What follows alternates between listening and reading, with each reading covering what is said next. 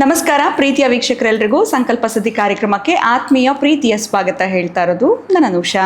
ಮೊದಲನೇ ಬಾರಿ ನಮ್ಮ ಚಾನಲ್ ವೀಕ್ಷಿಸ್ತಾ ಇದ್ದೀರಾ ಅಂದರೆ ಈಗಲೇ ನಮ್ಮ ಚಾನಲ್ನ ಸಬ್ಸ್ಕ್ರೈಬ್ ಮಾಡಿ, ನಮ್ಮ ವಿಡಿಯೋಸ್ನ ಲೈಕ್ ಮಾಡಿ. ಏನೋ ಕಾರ್ಯಕ್ರಮದಲ್ಲಿ ನಮ್ಮ ಜೊತೆಲಿದ್ದಾರೆ ಸ್ಪಿರಿಚುವಲ್ ಗುರು ಡಾಕ್ಟರ್ ವಿಷ್ಣುದತ್ತ ಗುರುಜಿಯವರು. ಬನ್ನಿ ಗುರುಗಳನ್ನ ಕಾರ್ಯಕ್ರಮಕ್ಕೆ ಬರ್ಮಾಡ್ಕೊಳ್ಳೋಣ. ನಮಸ್ತೆ ಗುರುಗಳೇ, ಕಾರ್ಯಕ್ರಮಕ್ಕೆ ಆತ್ಮೀಯ ಸ್ವಾಗತ. ಗುರುಗಳೇ, ಕೆಲವೊಂದು ಬಾರಿ ಈ ವಿಚಾರ ತುಂಬ ಸರಿ ನಾವು ಕೇಳಿಸ್ಕೊಂಡಿರ್ತೀವಿ. ಅಂದರೆ ಈ ಮೂಲಿಕೆಗಳು ಅಂತ ಹೇಳ್ತಾ ಇರ್ತಾರೆ, ವಿಶೇಷವಾಗಿ ಹೋಮ ಸಂದರ್ಭದಲ್ಲಿ 108 ಮೂಲಿಕೆಗಳು ಬೇಕಾಗತ್ತೆ, ಈ ಥರದೆಲ್ಲ ಪದಗಳನ್ನ ನಾವು ಕೇಳಿರ್ತೀವಿ. ಈ ಮೂಲಿಕೆಗಳಂತಂದರೆ ಏನು, ಇದು ಅಷ್ಟು ಪವರ್ಫುಲ್ ಇರುತ್ತೆ. ಆ್ಯಂಡ್ ವಿಶೇಷವಾಗಿ ಕೆಲವೊಂದು ತಾಯ್ತೆಗಳಲ್ಲಿ ಕೂಡ ಮೂಲಿಕೆಗಳನ್ನ ಹಾಕಿರ್ತೀವಿ ಅನ್ನೋ ಒಂದು ಪದವನ್ನು ಕೂಡ ತಾವು ಹಿಂದಿನ ವೀಡಿಯೋಸಲ್ಲಿ ಬಳಸಿದ್ದೀರಾ. ಸೊ ಇದು ಇಲ್ಲಿ ತನಕ ನಾನು ಕೇಳದೇ ಇರೋವಂಥ ವಿಚಾರ. ಈ ಮೂಲಿಕೆಗಳು ಅಂತಂದರೆ ಏನು, ಅದಕ್ಕೆ ಅಷ್ಟು ಪವರ್ಫುಲ್ ಅನ್ನೋವಂಥದ್ದು ಇರುತ್ತಾ, ಹೇಗೆ? ಓಂ ವಿಶ್ವಸ್ಮೈ ನಮಃ. ಪ್ರೀತಿಯ ಬಂಧುಗಳೇ, ಇದ್ರೇ ಬಳಸ್ತಾರೆ. ನನಗೆ ಗೊತ್ತಿರೋ ಪ್ರಕಾರ ಆ ಮೂಲಕ್ಕೆ ಅದೇ ಚೀನಾದ ಒಬ್ಬ ವಿಜ್ಞಾನಿ ಕೂಡ ಬರೆದಿದ್ದಾನೆ. ಈಗಲೂ ಕೂಡ ಭವಾನಿಸ್ ಜನರಲ್ ಅಂತ ಒಂದು ಮ್ಯಾಗಝಿನ್ ಬರುತ್ತೆ, ಅದರಲ್ಲಿ ಸಮಿತಿಗಳು ಅಂತ ಬರ್ತವೆ. ಆ ಸಮಿತಿಗಳು 10 ಬಗೆಯ ಸಮಿತಿಗಳು. ಈ ಕಾರ್ಯಕ್ರಮದ ಪ್ರಾಯೋಜಕರು NK42 Fitness. Get your growth, speak loudly. Your fitness journey starts here. NK42 Fitness, 2nd floor, Zudio Shop Building, Balagere Road, Vartur. Contact 97319 4115. Transform your body, transform your life. ನಮ್ಮ ಆರೋಗ್ಯವೇ ನಮ್ಮ ಸಂಪತ್ತು, ಅದನ್ನು ಕಾಪಾಡುವುದು ನಮ್ಮ ಹೊಣೆಗಾರಿಕೆ. ಭಗವಾನ್ ನೋನಿ 55ಕ್ಕೂ ಹೆಚ್ಚು ಆರೋಗ್ಯದ ಸಮಸ್ಯೆಗಳಿಗೆ ರಾಮಬಾಣ. ಇದು ಕೇವಲ ಔಷಧಿ ಮಾತ್ರವಲ್ಲ, ಅಮೃತ ಸಂಜೀವಿನಿ. ನಮ್ಮ ಸಂಸ್ಥೆಯ ಉತ್ತಮ ಗುಣಮಟ್ಟದ ಹೇರ್ ಆಯಿಲ್, ಪೇನ್ ಆಯಿಲ್ ಮತ್ತು ನೋನಿ ಸೋಪ್ ಲಭ್ಯವಿದೆ. ನೀವು ಕೂಡ Bhagwan noni hair oil, pain oil ಮತ್ತು ಸೋಪುಗಳನ್ನು ಕೊಂಡುಕೊಳ್ಳಲು ಈಗಲೇ ಸಂಪರ್ಕಿಸಿ 9590799995 8217847031. ಅಂದರೆ ನವಗ್ರಹಕ್ಕೆ ಸಂಬಂಧಪಟ್ಟಾಗಿರ್ತಕ್ಕಂಥ ಸಮಿತಿಗಳು ತೆಗೆದುಕೊಂಡ್ರೆ ಎಂತಹದ್ದು ಯಾವ ಕಾಯಿಲೆಗೆ ಅಂತ ಬರೆದಿದ್ದಾರೆ. ಯಾಕಂದರೆ ನಿಮಗೆ ವಿಜ್ಞಾನ ಹೇಳಬೇಕಲ್ಲ, ಹಾಗೆ ಉಪಯೋಗ ಇದೆ. ಗಾಳಿಯನ್ನು ನಮಗೆ ಶುದ್ಧಿ ಮಾಡಿಕೊಡುತ್ತೆ, ತುಂಬ ಪ್ಯೂರಿಟಿ ಮಾಡಿಕೊಡುತ್ತೆ. ಇದು ಸ್ವಲ್ಪ ನೀವು ಗಮನಿಸಿದ್ರೆ, ನೀವೇನಾದರೂ ಪ್ರಾಮಾಣಿಕವಾಗಿ ಪ್ರಯತ್ನ ಪಟ್ಟರೆ, ಅದರ ಬಗ್ಗೆ ತಿಳ್ಕೊಂಡಿದ್ದರೆ, ಅಂದರೆ ಯಾರೋ ಕೊಟ್ಟಿದ್ದು ಅದು ಇದು ಅಂತ ನಕಲಿಗಳೆಲ್ಲ ನೀವು ಉಪಯೋಗ ಮಾಡಬಾರ್ದು. ನೀವು ಅಸಲಿಯೇ ಮಾತಾಡಬೇಕು. ಅಸಲಿ ಮೂಲಕಗಳೇ ನಿಮ್ಮ ಹತ್ರ ಇದ್ದರೆ ಕೆಲಸ ಮಾಡ್ತವೆ ಅನ್ನಲಿಕ್ಕೆ ಯಾವುದನ್ನ ಒಂದು ಉದಾಹರಣೆ ತಗೊಳ್ತೀನಿ. ಚಿತಾವರ ಕಡ್ಡಿ ಅಂತ ಒಂದು ಇದೆಯಮ್ಮ. ಚಿತಾವರ ಸ್ಟಿಕ್. ಆ ಚಿತಾವರ ಕಡ್ಡಿ ನಿಮಗೇನಾದರೂ ಸಿಕ್ಕಿದ್ರೆ, ಬಹುಶಃ ನೀವು ಹುಡುಕಾಟ ಮಾಡಿದ್ರೆ ನಿಮಗೆ ಸಿಕ್ಕಿದ್ರೆ, ನೀವು ಅದರದ್ದು ಮೂಲಿಕೆ, ಈ ತರಹದ್ದೊಂದು ಸಾವಿರಾರು ಮೂಲಿಕೆಗಳು ನಾನು ನಿಮಗೆ ತಿಳಿಸ್ತೀನಿ, ಹೇಳ್ತಾ ಬರ್ತೀನಿ. ಇದೊಂದು ನಿಮಗೆ ನೀವು ಕೇಳಿದ್ದಕ್ಕೆ ಮೂಲಿಕೆಗಳ ಶಕ್ತಿ ಇದೆಯಾ ಅಂತಂದಲಿಕ್ಕೆ ನೀವು ಅದೃಷ್ಟವಂತ. ಪಡ್ಕೊಳ್ತೀರೋ ನಿಮ್ಮಂಥ ಭಾಗ್ಯವಂತ, ಅದೃಷ್ಟವಂತ, ಇನ್ನೆಷ್ಟೋ ವಂತ ಹಾಕ್ಬೇಕು ನಾನು, ಧೀಮಂತ, ಶ್ರೀಮಂತ ಅಂತ ಅಂತ ಅಂತ ಅಂತ ಅಂತ ಅದ್ಭುತಗಳವು. ಅಂದರೆ ಗ್ರಂಥಿಗೆ ಅಂಗಡಿಗಳಲ್ಲಿ ಸಿಗುತ್ತೆ? ಚಾನ್ಸೇ ಇಲ್ಲ. ಹತ್ರ ಏನು ಸಿಗುತ್ತೆ? ಮಣ್ಣು ಮಸ್ಕು ಸಿಗಲ್ಲ. ಚಿತಾವರ ಕಡ್ಡಿಯನ್ನು ನೀವು ಏನಾದರೂ ಪಡೆದುಕೊಳ್ಳೋ ಪ್ರಯತ್ನ ಪಡ್ತೀನಿ ಅಂತಂದರೆ ನಿಮ್ಗೆ ಯಾರೂ ಕೊಡಲ್ಲ. ನೀವು ಪಡೆದುಕೊಳ್ಳಲೇಬೇಕು ಅಂತಂದರೆ ಪಡ್ಕೋಬೋದು, ಅಷ್ಟು ಇರುತ್ತೆ. ಒಂದು ಸುಮ್ಮನೆ ನಿಮ್ಗೆ ಒಂದು ಉದಾಹರಣೆ ಕೊಡ್ತಾ ಇದ್ದೀನಿ ಮೂಲಿಕೆಗಳಿಗೆ. ಅಂದರೆ ಯಾವುದಕ್ಕೆ ಅಂಗಡಿಯಲ್ಲಿ ಇರ್ತಕ್ಕಂಥದ್ದಕ್ಕೊಂದು ಶಕ್ತಿ ಇದೆ, ಅದು ಹೋಮಕ್ಕೆ ಅದೇ ಸುಟ್ಟಾಗ.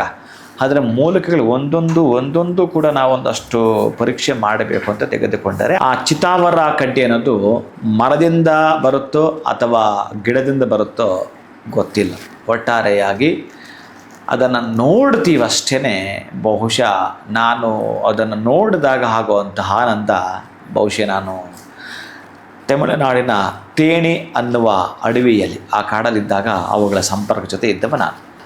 ನಿಮಗೆ ಅದರ ಬಗ್ಗೆ ಒಂದಷ್ಟು ಮಾಹಿತಿ ಕೊಡೋದಾದರೆ, ಅದನ್ನು ನೀವು ಪರೀಕ್ಷೆ ಮಾಡ್ತೀನಿ ಅಂತಂದರೆ, ಆ ಚಿತಾವರ ಕಡ್ಡಿಯ ಬಗ್ಗೆ ಸ್ಪಷ್ಟವಾಗಿ ಯಾರಾದರೂ ನಾವು ತಿಳ್ಕೊಳ್ಳೇಬೇಕು ಅಂತ ಶಿಕಾರಿಗೆ ಹೋಗ್ತಾರಲ್ಲ, ಹುಡುಕಾಟ ಮಾಡೋಕ್ಕೆ ಹೋಗ್ತಾರಲ್ಲ, ಹಂಟಿಂಗ್ ಮಾಡ್ತಾರಲ್ಲ, ಅಂದರೆ ಇಂಥದ್ದನ್ನು ಮಾಡಲೇಬೇಕು ಅಂತ ಹಂಟಿಂಗ್ ಮಾಡೋವಂಥವ್ರಿಗೆ ಇದು ಸ್ವಲ್ಪ ಗಮನಿಸಿದ್ರೆ ಏನು ಸಿಗುತ್ತೆ ಅಂತಂದರೆ, ಸೂರ್ಯೋದಯ ಆದ ಕೂಡಲೇ ಕಾಗೆ ಗೂಡಿಂದ ಎದ್ದಾಚೆ ಹೋಗುತ್ತೆ. ಆ ಕಾಗೆಯ ಮರಿಗಳು ಅಲ್ಲಿರ್ತವೆ. ಕಾಗೆಯ ಮರಿಗಳಿರಬೇಕು. ಆ ಒಂದು ಕಾಗೆ ಆಹಾರ ತರಲಿಕ್ಕೆ ಆಚೆ ಹೋಗುತ್ತೆ ಸೂರ್ಯೋದಯ ಆದ ಕೂಡಲೇ. ನೀವು ಮೊದಲೇ ಈ ಹಿಂದೆಯೇ ಆ ಒಂದು ಕಾಗೆಯ ಗೂಡನ್ನು ಗಮನಿಸಿರಬೇಕು. ಅದರಲ್ಲಿ ಮರಿಗಳು ಇರಬೇಕು. ಆ ಮರಿಗಳು ಆರು ಹೋಗಿದಾಗೆ ನೀವು ಅದರ ಕಾಲಿಗೆ ಈ ಸಣ್ಣದೊಂದು ಕಬ್ಬಿಣದ ಸರಳು, ಆಗ ಒಂದು ಸಣ್ಣ ಕಂಬಿ ಬರುತ್ತಲ್ಲ, ಆ ಕಂಬಿಯಿಂದ ಆ ಕಾಲಿಗೆ ಆ ಗೂಡಿಗೆ ಕಟ್ಟಿಬಿಡಬೇಕು. ಎರಡಿದ್ರೆ 2 ಮರಿಗೂ 3 ಮರಿಗೂ ಆ ಕಬ್ಬಿಣದ ಸರಳಿಂದ ಕರೆಕ್ಟಾಗಿ ಕಟ್ಟಿಬಿಡಬೇಕು. ಆಗ ನೀವು ಸ್ವಲ್ಪ ನಿಧಾನಕ್ಕೆ ದೂರದಲ್ಲಿ ಒಂದು ಪದೆಯಲ್ಲಿ ಕುಳಿತುಕೊಂಡು ನೋಡ್ತಾ ಇರಬೇಕು. ನಿಮಗಿದು ಬೇಕು ಅಂದರೆ ನೋಡ್ತಿರಬೇಕು. ಆ ನಂತರ ಆ ಕಾಗೆ ಎಷ್ಟೊತ್ತಿಗೆ ಬರುತ್ತೋ ಆಹಾರವನ್ನು ತೆಗೆದುಕೊಂಡು ಬಂದಾಗ ಆ ಗೂಡಿಗೆ ಬಂದು ಆಹಾರ ಕೊಡಬೇಕಾದ್ರೆ ಈ ಸಣ್ಣ ಮರಿ ಇರ್ತಾರೆ, ಆರಕ್ಕೆ ಟ್ರೈ ಮಾಡುತ್ತೆ. ಅದು ದಿನೇ ಆರುವಂಥ ಪ್ರಯತ್ನ ಪಡ್ತಾ ಇರುತ್ತಲ್ಲ, ಹಾಗೆ ಇವತ್ತು ಮಾಡ್ತಾ ಇರುತ್ತೆ. ಆ ಕಾಲಿಗೆ ಕಟ್ಟಿರೋಂಥ ಆ ಸರಳು, ಆ ಕಂಬಿ ಇತ್ತಲ್ಲ, ಅದು ನೋಡಿಬಿಟ್ಟು ಅದ್ರ ಕೊಕ್ಕಿಂದ ಪ್ರಯತ್ನ ಪಡುತ್ತೆ, ಆಗಲ್ಲ. ಮತ್ತೇನು ಮಾಡುತ್ತೆ ಅಂದರೆ ಇನ್ನೊಂದು ಸಲ ಅದು ಆಚೆ ಹೋಗುತ್ತೆ. ಆಚೆ ಹೋದಾಗ ಎಲ್ಲಿಂದ ದೊಡ್ಡ ಮಟ್ಟದ ಆ ಒಂದು ವನ, ಆ ಕಾಡುಗಳ ಮಧ್ಯೆ ಅದೆಲ್ಲಿ ಬೆಳೆದಿರುತ್ತೋ ಗೊತ್ತಿಲ್ಲ. ಒಬ್ಬೊಬ್ಬರಿಗೆ ಒಂದೊಂದು ನೋಟಿಸ್ ಮಾಡೋ ಶಕ್ತಿ ದೇವರು ಕೊಟ್ಟಿದ್ದಾನೆ. ಈ ಕಳ್ಳರನ್ನು ಹಿಡಿಬೇಕಾದ್ರೆ ಪೊಲೀಸ್ ಡಾಗ್ ಇಟ್ಕೊಂಡಿರ್ತಾರಲ್ಲ, ಹಾಗೆ ಆನೆಯನ್ನು ಪಳಗಿಸ್ಬೇಕಾದ್ರೆ ಅಂಕುಶವನ್ನು ಇಟ್ಕೊಂಡಿರ್ತಾರಲ್ಲ, ಹಾಗೆ ನೋಡಿ ಕಾಗೆಗೆ ಒಂದು ಬುದ್ಧಿಯನ್ನು ಕೊಟ್ಟಿದ್ದಾನೆ ಭಗವಂತ. ಆ ಚಿತಾವರ ಕಡ್ಡಿಯನ್ನು ಎಲ್ಲಿದ್ದರೂ ಅದನ್ನು ಹುಡುಕಿ ತರೋ ಶಕ್ತಿ ಅದಕ್ಕಿದೆ. ಅದು ಆ ಬಾಯಿಂದ ಕಚ್ಚಿಕೊಂಡು ಬಂದು ಕರೆಕ್ಟಾಗಿ ಆ ಗೂಡಿನ ಒಳಗಡೆ ಆ ಕಾಲಿಗೆ ಮತ್ತು ನೀವು ಕಟ್ಟಿರ್ತಕ್ಕಂಥ ಆ ಗೂಡಿನ ಮಧ್ಯೆ ಕಂಬಿಗೆ ಟಚ್ ಮಾಡುತ್ತೆ, ಬಿಟ್ಟೋಗುತ್ತೆ. ಆವಾಗ ಇವು ಎದ್ದು ಬರ್ತವೆ. ಎದ್ದೋದು ಕೂಡಲೇ ನಿಮ್ಗೆ ಗೊತ್ತಾಗ್ಬಿಡುತ್ತೆ. ಮತ್ತು ಅದೇನು ಮಾಡುತ್ತೆ ಅಂದರೆ ನೆಲಕ್ಕೆ ಬೀಳಿಸ್ಬಿಡುತ್ತೆ ಅಥವಾ ಎಲ್ಲ ಆಚೆ ಬರ್ತವೆ. ಆ ಚಿತಾವರಿ ಕಡ್ಡಿ ಅಲ್ಲಿರುತ್ತೆ, ಅದು ಚಿತಾವರ ಸ್ಟಿಕ್. ಆ ಚಿತಾವರ ಸ್ಟಿಕ್ ಎಲ್ಲಿ ಇರುತ್ತೋ, ಈಗ ನಾನು ಹೇಳಿದ್ನಲ್ಲ ಆ ವಂತುಗಳು, ಅದು. ಆಮೇಲೆ ಚೇಳು ಕಚ್ಚಿದ್ರು, ನಿಮಗೆ ಹಾವು ಕಚ್ಚಿದ್ರು, ಭೂತ ಪ್ರೇತ ಪಿಶಾಚಿ ಶಾಕಿನಿ ಏನೇ ತುಂಬಿಕೊಂಡಿದ್ರು, ಬಹುಶಃ ಇದೊಂದಿತ್ತು ಅಂತಂದರೆ ಅವ್ಯಾವೂ ನಿಮ್ಮನ್ನು ಮುಟ್ಟಲಾರವೋ ಪ್ರವೇಶ ಮಾಡಲಾರವೋ 100 ಕಿಲೋಮೀಟ್ರ್ ದೂರದಲ್ಲಿರ್ತವೆ ಈ ಚಿತಾವರ ಕಡ್ಡಿದ್ರೆ. ಅಂತಹ ಶಕ್ತಿ ಇರೋವಂಥದ್ದು ನೀವು ಹೆಂಗೆ ಕಂಡುಹಿಡಿತೀರಿ? ಇದು ಕಾಗೆಗೆ ಅಷ್ಟು ಬುದ್ಧಿ ಕೊಟ್ಟವನೇ.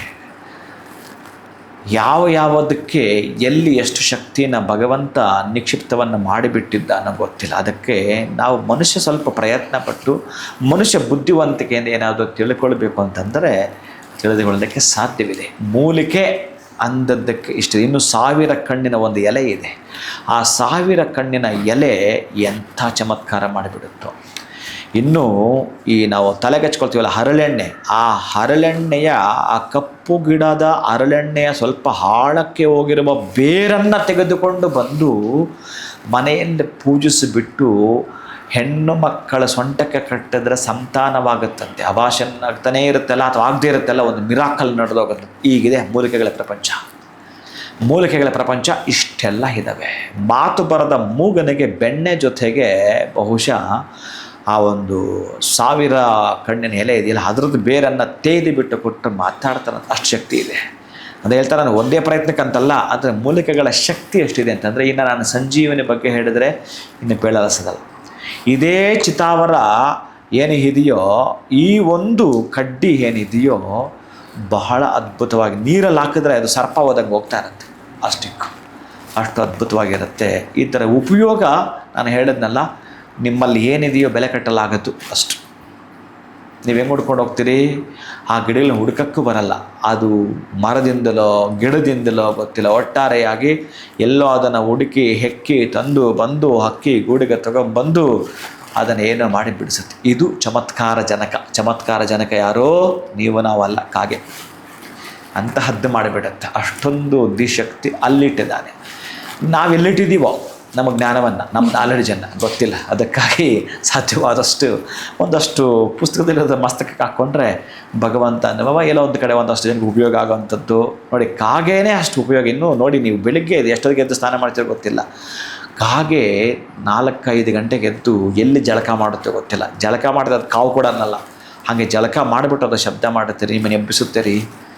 ಎಷ್ಟು ಅಂದರೆ ಕಾಗೆ ಒಂದಷ್ಟು ಆಹಾರ ಬಿದ್ದರೆ ಸಂಬಂಧಿಕನೆಲ್ಲ ಕರೆಯುತ್ತಂತೆ. ಸಂಬಂಧಿಕನ ಕಾವು ಅಂತ ಕರೆದು ಊಟ ಮಾಡುತ್ತಂತೆ. ಅದೇ ಮನುಷ್ಯನ ಹತ್ರ ಆಹಾರ ಇದ್ದರೆ ಬೀಗ ಹಾಕ್ಬಿಟ್ಟು ಊಟ ಮಾಡ್ತಾನೆ, ಲಾಕ್ ಮಾಡಿಬಿಟ್ಟು ಊಟ ಮಾಡ್ತಾನೆ. ಇದು ಮನುಷ್ಯನಿಗೂ ಕಾಗೆ ಇರೋಂಥ ವ್ಯತ್ಯಾಸ. ಇನ್ನು ಇಷ್ಟೇ ಸಾಕು ಅನ್ಕೊತೀನಿ ನಾನು. ಖಂಡಿತ. ಆದರೆ ಒಂದು ಕೆಲಸ ಕೊಟ್ಬಿಟ್ರಿ ಗುರುಗಳು, ಇವಾಗ ಸ್ಟಿಕ್ನ ಹುಡ್ಕೋದು ಎಲ್ಲಿ ಅಂತ, ಯಾಕಂದರೆ ಗ್ರಂಥಿಗೆ ಅಂಗಡಿಲಂತೂ ಸಿಗಲ್ಲ ಅಂದ್ರಿ. ಸೊ ಅದರ ಒಂದು ಇವಾಗ ಹಂಟಿಂಗ್ ಶುರು ಮಾಡಬೇಕು, ಎಲ್ಲಿ ಸಿಗುತ್ತೆ ಏನು ಅಂತ. ಅದೇ ನೀವು ಕೇಳಿದ್ರಲ್ಲ ಮೂಲಿಕೆ ಅಂತ, ನೀವು ಪರೀಕ್ಷೆ ಮಾಡ್ಬೇಕಂದ್ರೆ ಮಾಡಬೇಕು, ನಿಮಗೂ ಇಲ್ಲಿ ಪ್ರಯತ್ನ ಬೇಕಲ್ಲ. ಹೌದು, ಎಫರ್ಟ್ಸ್ ಹಾಕಬೇಕು. ಮತ್ತೆ ನಾವು ಈಗ ಅದೇ ಹೇಳಿ, ಈಗ ಆಸ್ಮಾ ಕಾಯಿಲೆ ಇರುವಂಥ ವ್ಯಕ್ತಿ, ಈಗ ನಾನು ಹೇಳಿದೆ ಅಲ್ವಾ, ಈ 10 ಸಮಿತ್ತುಗಳು, ಈ 10 ಸಮಿತ್ತುಗಳನ್ನು ಹಾಕಿ ಸುಟ್ಟಂತ ಹೊಗೆಯ ಉಸಿರಾಟವನ್ನು ಹಾಡಿದ್ರೆ, ನಾನು ಹೇಳ್ತಿರೋ ಮಾತಲ್ಲ ಇದು, ಚೀನಾದ ಒಬ್ಬ ವಿಜ್ಞಾನಿ ಭವಾನಿಸ್ ಜನರಲ್ ಅನ್ನೋ ಮ್ಯಾಗಝೈನಲ್ಲಿ ಈ ಸಮಿತ್ತುಗಳ ಬಗ್ಗೆ, ಈ ಸ್ಟಿಕ್ ಬಗ್ಗೆ, ಆ ಲಾವಂಚನ ಬೇರೆ ಬಗ್ಗೆ ಬರೀತಾನೆ ಒಬ್ಬ ವಿಜ್ಞಾನಿ. ಇಷ್ಟು ಅದ್ಭುತವಾದದ್ದಿದೆ ನಮ್ಮ ಭಾರತ ದೇಶದಲ್ಲಿ, ದಡ್ಡ ಮುಂಡೆ ನಮಗೆ ಗೊತ್ತಿಲ್ಲ. ಒಬ್ಬ ಚೀನಾದ ವಿಜ್ಞಾನ ಅಂದರೆ ನಾವು ಎಚ್ಚೆತ್ಕೊಳ್ತೀವಿ, ನಾವು ದಡ್ಡ ಏನು ಮಾಡ್ತೀವಿ ಅದನ್ನು ಓದ್ಕೊಳ್ತೀವಿ. ಅರೆ ನೀವು ಸರ್ಚ್ ಮಾಡಿರಿ, ನಿಮಗೆ ನಾಲೆಡ್ಜ್ ಇದೆಯಲ್ಲ, ಸರ್ಚ್ ಮಾಡಿ ಹುಡುಕಿ, ಆವಾಗ ಅದನ್ನು ತನ್ನಿ, ಅವಾಗ ನಿಮ್ಗೆ ಅದು ಬೆಲೆ ಕೊಡುತ್ತೆ. ಅದು ಯಾಕಂದ್ರೆ ನೀವು ಕಷ್ಟಪಟ್ಟಿರ್ತಾರಲ್ಲ, ಕಷ್ಟಪಟ್ಟು ಸಂಪಾದನೆ ಮಾಡಿರ್ತಾರಲ್ಲ, ಹಾಗೊಂದು ಸಿಗೋ ಆನಂದವೇ ಬೇರೆ ಇರುತ್ತೆ.